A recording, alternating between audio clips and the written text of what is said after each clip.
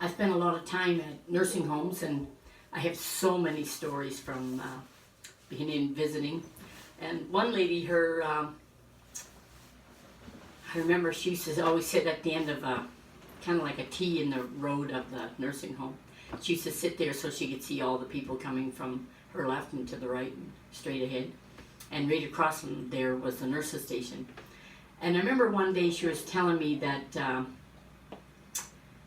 her mother and her, when she was born in England, and at 2 years old, the First World War broke out.